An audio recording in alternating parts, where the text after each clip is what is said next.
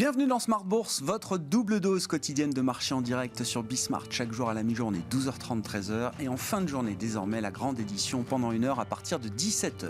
Au sommaire de cette édition de la mi-journée, le bilan d'une semaine plutôt neutre sur les marchés, actions, sur les grands indices actions. Le CAC 40 est proche de l'équilibre sur l'ensemble de la semaine avec une petite hausse actuellement. Vous aurez le résumé complet de cette séance à mi-parcours dans un instant avec Alix Nguyen.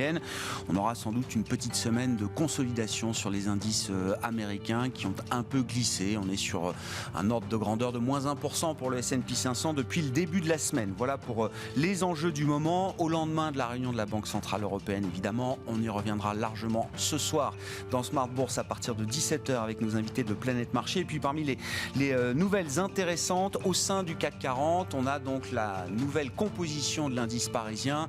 Atos, qui était la plus petite capitalisation du CAC 40, va sortir dans les prochains jours et sera remplacé par Eurofins Scientifique, le spécialiste de la bioanalyse, alors qui va entrer en vedette au sein du CAC avec un cours de bourse au plus haut, une performance boursière de plus de 80% de progression depuis le 1er janvier.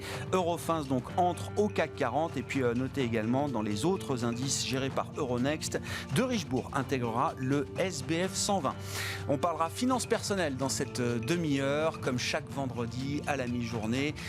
Nous parlerons de vos finances, la gestion de votre patrimoine. Deux invités avec nous qu'on retrouve chaque deuxième vendredi du mois dans Smart Bourse. Pascal Sévy, bancaire privé chez Oddo BHF, et Charles-Henri Devigny, le président de la F2IC, la Fédération des investisseurs individuels et des clubs d'investissement.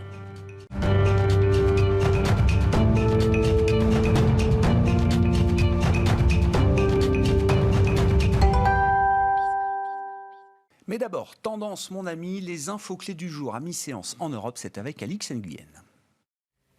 La bourse de Paris évolue dans le vert à la mi-journée. Les incertitudes quant à une reprise économique mondiale pérenne s'estompent doucement. À noter qu'aujourd'hui, le marché s'intéresse pour l'essentiel à la recomposition de l'indice CAC 40. Comme anticipé, le spécialiste de la transformation numérique Atos sort. Il est remplacé par le laboratoire Eurofins Scientifique. À Tokyo, le Nikkei a poursuivi sa progression avec un gain de plus de 1%. Et à Hong Kong, le Hang Seng avance lui aussi de plus de 1% par opposition à la journée d'hier où il reculait de 2%.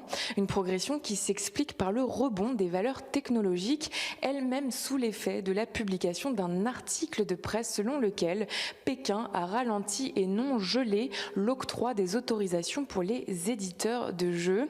Et un autre facteur semble enthousiasmer la bourse de Hong Kong. Il s'agit de l'annonce d'un entretien téléphonique entre Joe Biden et Xi Jinping, soit le premier de cet ordre-là depuis 7 mois.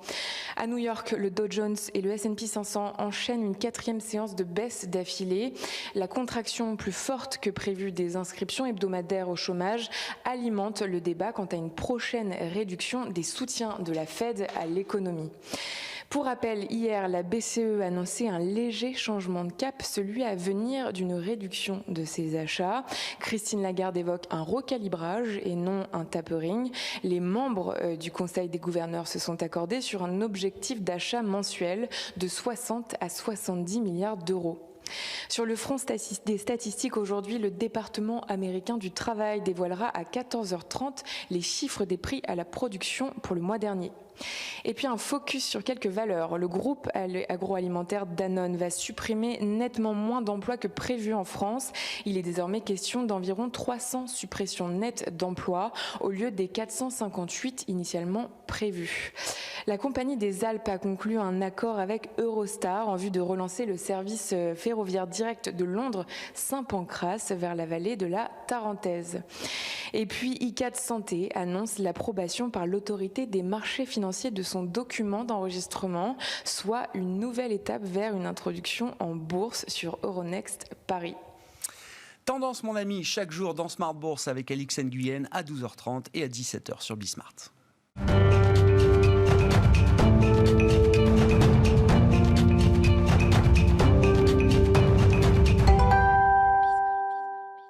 Et donc, donc le duo du jour dans Smart Bourse, comme chaque deuxième vendredi du mois. Pascal Sévy est avec nous, team manager chez Oddo BHF, banque privée. Bonjour Pascal. Bonjour Greg. Bienvenue, vous nous emmenez chaque deuxième vendredi du mois dans les coulisses de la gestion privée avec un cas pratique qu'on va détailler dans un instant.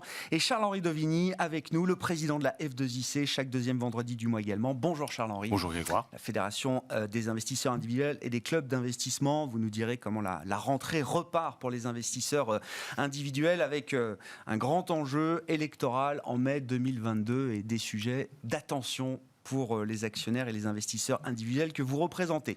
Pascal, je commence avec vous. Le cas pratique en matière de gestion privée que vous nous proposez aujourd'hui, c'est celui d'un nouveau client, professionnel de la finance qui a fait toute sa carrière dans le private equity. Absolument. Intéressant peut-être d'ailleurs de nous apporter une définition du private equity. Évidemment, c'est une classe d'actifs, un terme qu'on connaît tous quand on est familier du monde financier. Mais là, c'est d'autant plus intéressant que ça va être une partie de la réponse, de la solution d'investissement que vous allez proposer à ce client. Comment vous définissez le private equity, Pascal ? Le private equity, déjà, c'est du non-coté. Donc, vous allez avoir un gérant, un groupe de gérants qui va décider d'investir dans une stratégie en particulier. Ça peut être du thématique, comme par exemple de l'infrastructure ou de l'environnement. Ça peut être une zone géographique, marché émergent. Ça peut être une maturité de l'entreprise. Donc, certains vont investir dans des boîtes très jeunes, d'autres des boîtes plus matures. Une fois que le thème est défini, ils vont faire une levée de fonds auprès d'investisseurs privés, d'ailleurs parfois des particuliers. Et cette levée de fonds va consister ensuite à aller choisir des sociétés. Et avec cet argent, on va transformer la société en profondeur, ou la booster, ou l'aider à investir, dans le but, bien sûr, de faire un très joli retour sur investissement une fois que la transformation est terminée. Parce que quand c'est fini, on la cote en bourse, on la vend, ou on vend sa participation à un autre acteur. Et le retour sur investissement, en général, en moyenne, est plutôt à 2 chiffres quand on regarde l'histoire du private equity. Donc, en tant que banquier privé... 10-15%, c'est ça Ça dépend des stratégies, mais on va dire que ça peut aller entre 10 et 30. Je vais être assez large. Ah oui. C'est pour ça que je dis 2 chiffres. Ouais, d'accord. Mais ça dépend évidemment du risque qu'on a pris, parce que si on fait du fonds de fonds, c'est un peu moins risqué. Si on fait du secondaire, c'est un peu moins risqué. Si on fait du venture cap, donc début de vie sur des boîtes tech très innovantes... Ça peut être des retours énormes. Exactement. Donc, mais déjà, nous, en tant que banquier, on n'aime pas beaucoup quand on nous dit que l'habitude de rendement, c'est 20% et qu'en gros, il va falloir essayer de s'aligner sur ce genre de chiffres. Mais justement, c'est intéressant ce profil de client. Si c'est un pro de la finance, qu'est-ce qu'il vient chercher chez vous comme solution justement là ? Déjà, c'est souvent des gens qui n'ont pas beaucoup de temps. Donc, ils sont prêts à construire un patrimoine personnel à côté de leur travail. Mais lui, en l'occurrence, ce qu'il est venu chercher, c'est une approche similaire, mais sur des entreprises cotées. Parce que c'est une approche qui a fait ses preuves. Et pour le coup, ce qui est très bien tombé, c'est que nous, on a pris la décision de créer un portefeuille qui réunit un certain nombre d'éléments comme ça, il y a déjà quelques années. Déjà parce que l'histoire du groupe Oddo, on est une entreprise familiale. Donc, je pense que c'est la base pour comprendre l'entreprise aussi. Ensuite, on a la chance d'avoir un bureau d'analyse de titres depuis très longtemps. Aujourd'hui, on couvre 600 valeurs, ce qui est une très, très belle base quand même pour pouvoir avoir des informations et bien comprendre aussi les entreprises. Puis, à côté de notre histoire, il y a des constats. Donc, les rendements obligataires en baisse constante depuis des années. Le fait que les grandes tendances qu'on peut identifier si on ne se trompe pas. Il ne faut pas se tromper de tendance quand même. Mais ça influence beaucoup les marchés aujourd'hui. On l'a vu pendant la pandémie. Il y a des secteurs qui ne fonctionnaient pas et d'autres qui étaient dans une tendance tellement forte qu'ils ont continué à fonctionner quoi qu'il arrive. Et l'autre chose aussi, c'est que, j'aime pas beaucoup le mot parce qu'il est très à la mode, mais il y a beaucoup de disruption aujourd'hui dans beaucoup de secteurs. Regardez la banque de détail traditionnelle, elle est largement disruptée par des banques en ligne, des banques digitales. Donc il se passe des choses et tous ces éléments-là nous ont amenés à créer un portefeuille qui a pour objectif de s'intéresser uniquement à de la création de croissance et de valeur sur le long terme. Oui, c'est ça, avec un horizon de temps, effectivement, qui reste celui du long terme. Mais l'idée, c'est d'allier le meilleur de l'approche equity avec l'avantage de la liquidité du monde coté, c'est ça ? De la liquidité, puisque en private equity, on est investi en général 10 ans au minimum, voire plus. Aussi, peut-être plus de diversification, parce qu'en private equity, vous avez un fonds. Les tickets d'entrée sont quand même en général assez élevés. Vous ne pouvez pas multiplier 20 stratégies non plus. Donc là, pour le coup, on a, en gardant ces paramètres-là, un portefeuille qui va être plus diversifié.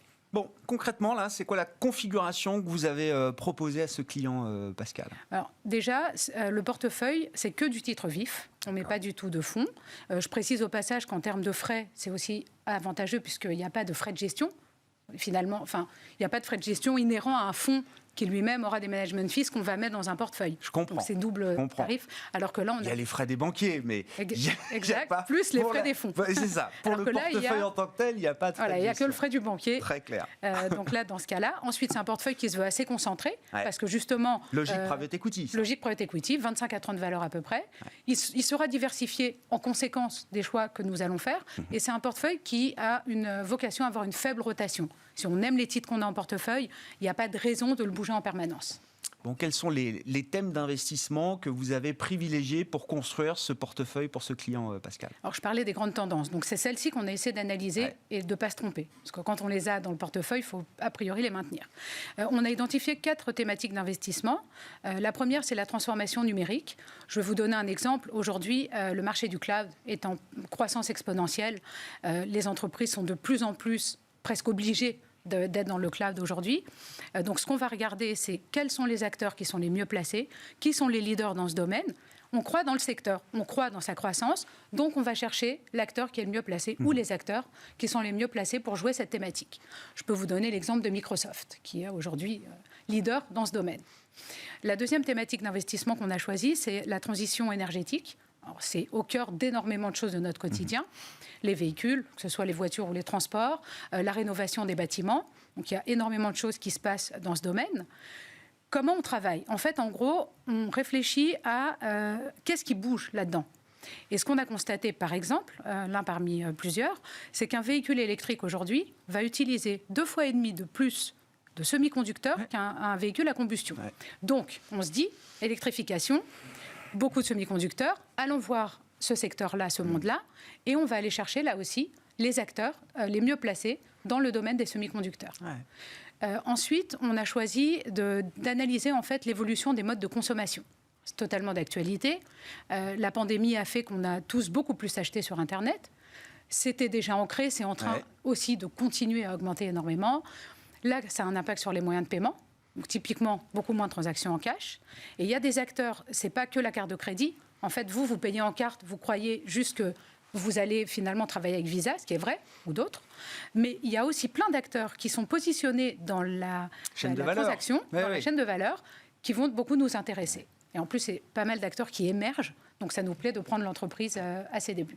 Une quatrième tendance aussi sur laquelle vous êtes positionné. Exact. La quatrième tendance, c'est tout ce qui concerne le domaine de la santé. Alors là, c'est un peu plus triste, mais on a constaté que les décès dans le monde, la mortalité, en fait, a évolué depuis quelques années.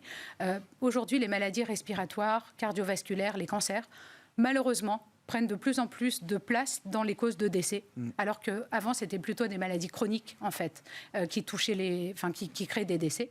Donc là, ça veut dire beaucoup plus de diagnostics, et beaucoup plus fréquemment. Et il y a beaucoup d'acteurs là aussi qui sont positionnés.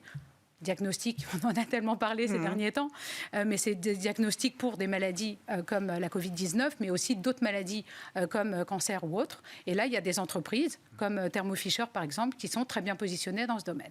Bon. Transformation numérique, transformation énergétique, mode de consommation, santé, c'est des thèmes tellement larges et tellement profonds. Comment vous faites pour arriver à 25-30 valeurs dans le portefeuille final, la solution d'investissement finale que vous proposez aux clients? Déjà, on a des modèles propriétaires qui nous permettent de filtrer. Donc, on s'intéresse à 2 indices. On n'est pas allé chercher tous les indices mondiaux. On a pris le stock 600 et le S&P 500. On a 1100 valeurs déjà. Il faut quand même passer de 1100 à 25-30. On a en fait créé un modèle d'analyse fondamentale qui repose sur 4 piliers. On va déjà aller analyser la croissance de l'entreprise. Est-ce qu'elle est visible? Est-ce qu'elle est pérenne? Est-ce qu'on pense qu'elle peut avoir des accidents dans le futur? Donc ça, c'est la première chose déjà qu'on va aller regarder. On va regarder les critères ESG également, parce qu'aujourd'hui, on ne peut plus du tout s'en passer. Le client vous l'a demandé, ça? Lui, en particulier, non, mais ça revient quand même assez souvent dans les discussions qu'on a avec nos clients. Et je dirais même au-delà de ça. Moi, je suis intimement convaincue qu'aujourd'hui, une boîte qui ne respecte pas les critères ESG va être de toute façon délaissée par les investisseurs. Le client n'a même plus besoin de le demander, en fait. Alors, il y en a certains qui ont une vraie passion pour l'ESG. Mais c'est pas toujours c'est pas toujours une passion. Mais vous n'avez plus de clients qui vous disent « Arrêtez, ne me mettez pas de ESG » ou non. Non, parce qu'on sait bien aujourd'hui qu'aller acheter des fabricants de tabac ou d'armes ou autres, ça va être délaissé par le marché. Et on le voit dans les performances quand même. Donc, on n'ira pas les chercher. Et en plus, en l'occurrence, ça nous tient aussi à cœur d'avoir des entreprises qui respectent ces critères-là. On va également regarder la résilience du business model. C'est très important. Là encore, la pandémie a été un très bon test pour notre portefeuille. Donc, c'est des critères qui sont aujourd'hui extrêmement importants. Il y a aussi les avantages compétitifs de l'entreprise. Il faut qu'il y ait des fortes barrières à l'entrée. Il faut que l'entreprise ait du pricing power pour pouvoir rester positionnée en tant que leader. Donc, une fois qu'on a fait cette analyse fondamentale qui repose sur ces 4 piliers, déjà, on est passé à peu près à 200 valeurs sur les 1100 de départ. Ah ouais. Et ensuite, il va y avoir toute la construction de portefeuille sur les 25-30 qui va forcément passer par regarder les niveaux de valorisation. Ouais. Mais même si c'est élevé, ça ne veut pas dire qu'on va l'écarter de facto. Ce qui va nous intéresser, c'est de combiner en fait des qualités de croissance des entreprises qu'on choisit. Parce que certaines vont avoir une cyclicité plus importante que d'autres. Donc pour que le modèle reste vertueux, on va faire ce nouveau filtre ensuite pour arriver à notre portefeuille. Et là, c'est l'idée qu'on a calibré un portefeuille pour plusieurs années, qui risque de très peu bouger finalement pour plusieurs années. C'est ça. Et puis en général, quand on est quand même quasiment 100% investi en actions, il faut avoir un horizon de temps plutôt de 5 ans devant soi, parce qu'il y a des cycles sur les marchés actions et c'est pas pour en ressortir au bout de 6 mois. Ouais. C'est une stratégie qu'alors vous avez mis en place, une solution que vous avez proposée à ce nouveau client, ce professionnel de la finance, mais c'est une stratégie, vous l'avez dit Pascal, qui a déjà été éprouvée chez Oddo BHF Banque Privée. Moi, je reviens à l'idée d'allier la philosophie du private equity avec la liquidité du monde coté. Est-ce que ce sont des stratégies qui sont meilleure qu'une stratégie action, j'allais dire standard, que vous pouvez proposer également? L'objectif qu'on s'est fixé, c'est sur la période d'investissement, c'est de battre les grands indices mondiaux. C'est l'objectif qu'on a fixé pour le portefeuille. Je ne peux pas vous dire qu'on va faire plus 30 si tous les indices font moins 20. Peut-être que ça arrivera, mais il faut quand même rester un peu réaliste là-dessus. Pour le moment, le contrat est largement rempli depuis qu'on a créé ce module. On est aussi à 2 chiffres, les 3 années depuis qu'il existe. Donc oui, en matière de performance, on est en train de rejoindre ce que fait le private equity. Maintenant, on a bénéficié aussi... Cette approche, elle apporte quelque chose de plus qu'un portefeuille action classique. Oui, finalement, on se rend compte que se focaliser sur la création de valeur durable, pas se laisser tenter par les sirènes des marchés qui parfois vont... nous inciter certains gérants à aller faire des rotations, finalement, ça peut être en complément de quelques idées tactiques aussi. Mais ce portefeuille-là, comme il est constitué, nous semble en tout cas être totalement en ligne avec la création de valeur durable. J'aime bien parce que je crois beaucoup en l'idée qu'il y a de plus en plus de passerelles entre le private equity, le non coté et le monde coté, et c'est encore une fois la preuve que voilà, les deux approches trouvent finalement des points de convergence aujourd'hui dans les solutions d'investissement. Le centre, le cœur, c'est l'entreprise et la valeur intrinsèque de l'entreprise. Merci beaucoup Pascal. On se revoit dans un mois. Pascal Séville, team manager chez Oddo BHF Banque Privée, avec nous chaque 2e vendredi du mois dans Smart Bourse.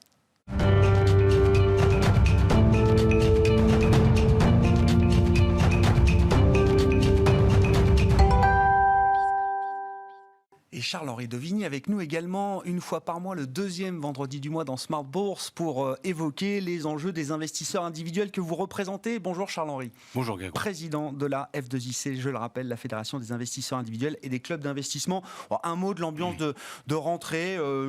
Est-ce que la démocratie actionnariale là, fonctionne correctement? Est-ce que les choses se normalisent du point de vue des relations entre les actionnaires individuels et les entreprises? Ce qu'on peut noter, c'est que quand même la période des AG a été quand même confinée, dirons-nous, parce que il y a pour la 2e année consécutive. Pour la 2e année consécutive, il y a dû avoir 1 ou 2 AG qui ont eu lieu en physique. Toutes les autres ont eu lieu de manière totalement confinée. Donc il y a depuis 2 ans quand même un manque de relations physiques et de rencontres entre les entreprises, les dirigeants de ces entreprises et leurs actionnaires. Donc là, c'est vrai que ça serait bien que ces entreprises reviennent au contact de leurs actionnaires. Alors, nous, à la Fédération, c'est fait partie un peu de notre job, c'est de pouvoir organiser ces rencontres en province, dans un certain nombre de villes, en région, pour que les émetteurs ou les acteurs du marché puissent rencontrer les investisseurs individuels. Donc, ça recommence, parce que c'est vrai que nos membres, les actionnaires qu'on a rencontrés, étaient vraiment frustrés Ouais, de ne pas pouvoir poser directement les questions. C'est bien de poser des questions sur des chats, d'envoyer des courriels et ce choses, mais ça n'incarne pas. C'est pas, on peut pas rebondir sur la réponse. Voilà, c'est pas évident. Et donc c'est pour ça que les boîtes, les émetteurs seraient bien de pouvoir renouer le contact direct avec les actionnaires. Ensuite, pour parler de démocratie actionnariale, j'ai le sentiment que, parce que c'est un vrai sujet sur lequel on a déjà pas mal parlé au cours de l'organisation des AG, le souhait que j'émets pour 2022, c'est qu'on ait un maximum de votants, et que ça soit de manière physique, et que ça soit de manière virtuelle, ou par Internet. Et ça, je demande à l'ensemble des émetteurs, maintenant, de réfléchir aux solutions qui peuvent permettre aux actionnaires de voter au moment de l'AG et d'assister à une AG, qu'elle soit physique ou à travers un écran, mais qu'ils puissent directement voter. On ne va pas refaire l'histoire, mais même au bout de la deuxième année, vous dites qu'il y avait encore un manque de solutions techniques. Non, il y avait des solutions techniques, sauf que les entreprises ne les ont pas mises en place. Mais il y a des solutions techniques. Oui, bien sûr que les solutions existent. Les solutions, oui, parce que dans tous les autres pays européens,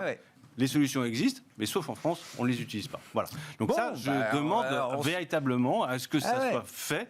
Et je crois que le gouvernement a un peu insisté. D'ailleurs, Emmanuel Moulin, le directeur du Trésor, nous a expliqué que c'était dans la loi depuis un certain nombre d'années que ce type de disposition était possible de faire. On suivra avec attention et avec vous le test des AG 2022. C'est un vrai sujet et sur lequel nous sommes très vigilants. Voilà. Il y a un point qui vous intéresse, Charles-Henri, encore une fois, au nom des investisseurs individuels que vous représentez. Évidemment, c'est parmi les débats qui vont sans doute animer la campagne électorale présidentielle en France, il y a le sujet du partage de la valeur. Oui, un certain nombre de candidats se sont positionnés. Le dernier en date, là, c'est M. Montebourg qui, lors d'une interview dans le journal du dimanche, a parlé du dividende salarié. Vous avez Mme Pécresse qui a évoqué la possibilité ou l'obligation pour les émetteurs cotés de réserver un quota de 10% du capital aux salariés. Vous avez Xavier Bertrand qui a évoqué aussi le sujet de la participation. Le gouvernement avait mis en place des groupes de réflexion sur la participation et l'intéressement. Ça avait été dirigé par François Perret et Thibault Langsade. Ensuite, il y a Elisabeth Borne qui avait repris le sujet. Donc, c'est ce qui était extraordinaire, c'est que le ministère du Travail n'avait pas regardé ce qu'avait fait Bercy sur le sujet. Donc, il y a une certaine incohérence. Bon, c'est pas grave. Mais donc voilà. Donc c'est un sujet qui va rebondir, à mon avis, dans le cadre de cette campagne électorale, puisque finalement, qui est loin d'être un sujet franco-français. C'est vrai qu'on parle beaucoup d'actionnariat salarié en France depuis quelques années, participation, intéressement. Il y a eu quand même des avancées importantes, notamment pour les grands groupes. Mais là, on sent que ça devient un sujet global. Je ne vais pas faire le parallèle avec la prospérité commune en Chine ou Joe Biden qui dit aux entreprises qui ont du mal à trouver des salariés, pay them more, payez-les mieux.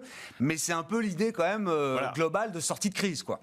Oui, mais c'est ça. C'est comment intéresser les salariés à venir dans son entreprise. Donc, est-ce que c'est uniquement par le salaire? Est-ce que c'est par une prime d'intéressement? Est-ce que c'est par une participation? Est-ce que c'est avec des actions gratuites?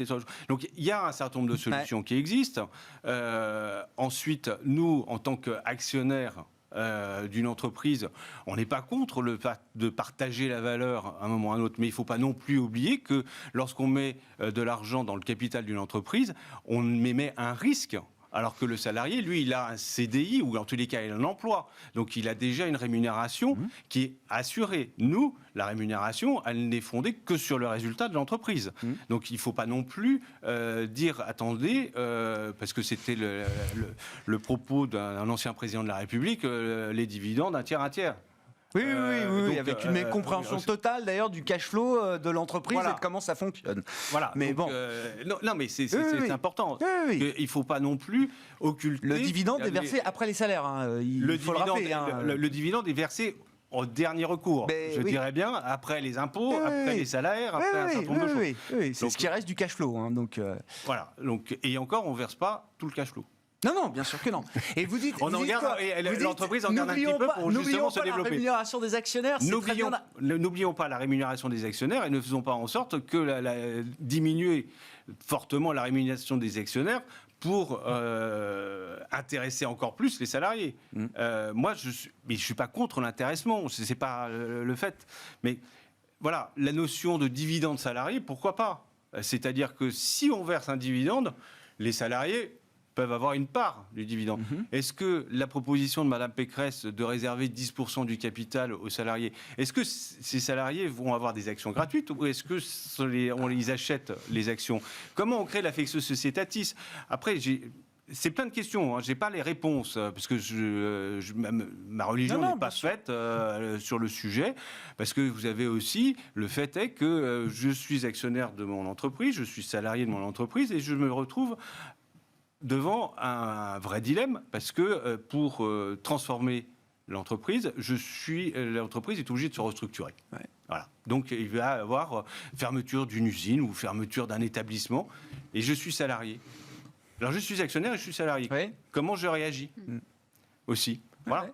Donc, mais c'est vrai que si le fait d'être actionnaire peut être un effet de motivation complémentaire pour les salariés, pour se donner un peu plus. Donc voilà, il y a un certain nombre de sujets, ils sont sur la table. Je suis persuadé que ce sujet va être entretenu pendant cette campagne électorale à venir. Encore une fois, c'est un sujet global. Moi, quand j'écoute un peu certains stratégistes, quand ils regardent les choses sur le plan global, c'est un peu l'idée qu'ils ont. C'est-à-dire que oui, il y aura d'une manière ou d'une autre une répartition de la valeur ajoutée qui sera un peu différente, et donc peut-être un peu moins de retour aux actionnaires, que ce soit sous forme de rachat d'actions, de dividendes ou autre. C'est un peu quand même l'idée, quand on regarde ça du point de vue des marchés actions, c'est un peu l'idée qu'on a peut-être pour les prochaines années. Hein. Après, oui, peut-être. Mais les investisseurs individuels se posent ce type de questions. Alors, ça peut rentrer dans les critères de sélection des valeurs. Hein, pour un actionnaire individuel, se dire, attendez, moi, les valeurs qui favorisent le salarié, j'en veux pas. J'en veux pas. Ouais. Ou on peut très bien dire, tiens, c'est quelque chose de vertueux, peut-être pour le fonctionnement de l'entreprise, pour l'affectio societatis, comme vous disiez. Ça peut être quelque chose aussi de vertueux dans une certaine mesure. Est-ce qu'il faut l'imposer ? Est-ce qu'il faut l'imposer ? Je n'en sais pas. C'est pour ça que je voulais réagir. C'était cette proposition de Mme Pécresse d'imposer 10% du capital pour les salariés. Je n'en suis pas sûr. Après, je suis un peu dubitatif sur ce sujet. Ça ne fait que commencer, Charles-Henri. Non, mais on va suivre ça, effectivement, les enjeux de la campagne présidentielle pour les investisseurs individuels. C'est un des enjeux. Un des enjeux, non mais c'est pour ça, mais on suivra ça mois après mois avec vous. Hein. C'est un sujet très intéressant. Merci beaucoup, Charles-Henri. Charles-Henri Dauvigny qui était avec nous en plateau, le président de la Fédération des investisseurs individuels et des clubs d'investissement. Ainsi se termine Smart Bourse pour cette édition de la mi-journée. On se retrouve ce soir en direct à 17h sur Bismart.